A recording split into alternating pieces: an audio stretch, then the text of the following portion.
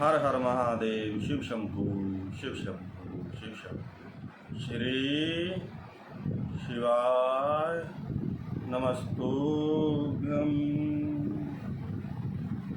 सनत कुमार जी कहते हैं, व्यास जी, अब मैं चंद्रमौली के उस चरित्र का वर्णन करूंगा जिसमें शंकर जी ने दुंदुभिनी हरलाद नामक दैत्य को मारा था। तुम सावधान होकर श्रवण करो। द्वितीय पुत्र महाबली हिरण्याक्ष के विष्णु द्वारा मारे जाने पर दिति को बहुत दुख हुआ। तब देवशत्रु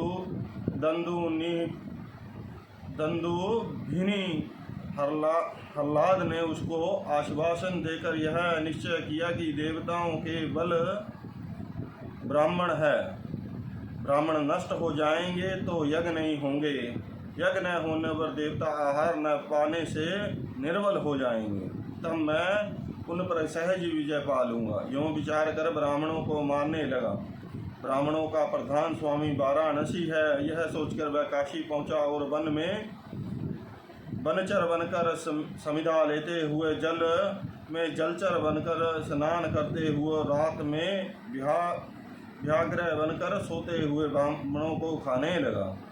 एक बार शिवरात्रि के अवसर पर एक भक्त अपनी पर्णशाला में देवादिदेव शंकर का पूजन करके ध्यान स्तन बैठा था।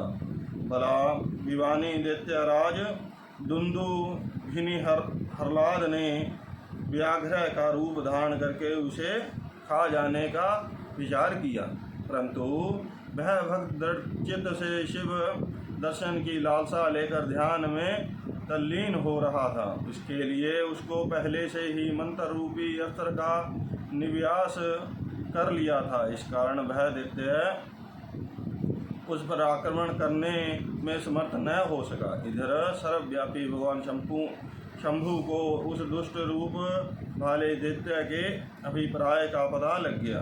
तब शंकर ने उसे मार डालने का विचार किया। इतने में ज्यों ही उस दैत्य ने व्याघ्र रूप से उस भक्त को अपना ग्रास बनाना चाहा, त्यों ही जग की रक्षा करने के लिए मणि स्वरूप तथा भक्त रक्षण में कुशल बुद्धिमान चरित्र लोक भगवान शंकर वहाँ प्रकट हो गए और बगल में दबोचकर उसके सिर पर वज्र से भी कठोर घूंसे से प्रहार किया।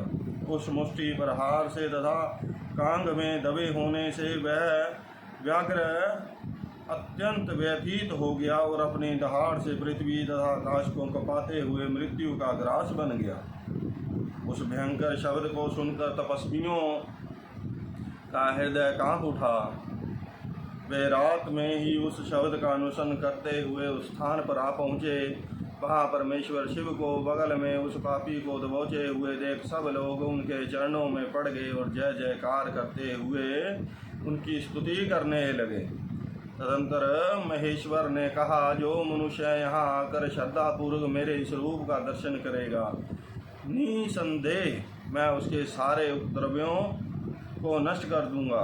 जो मानव मेरे इस चरित्र को सुनकर अपने हृदय में इस लिंग का स्मरण करके संग्राम में प्रवेश करेगा, उसे अवश्य विजय प्राप्त होगी। मुनि, जो मनुष्य व्याघ्रेश्वर के प्राकट्य से संबंध रखने वाले इस परमोत्तम चरित्र को सुनेगा अथवा दूसरों को सुनाएगा, पढ़ेगा या पढ़ाएगा, वह अपनी समस्त मनोवांछित वस्तुओं को प्राप्त कर लेगा और अंत में संपूर्ण सुखों से रहित होकर मोक्ष का भागी होगा।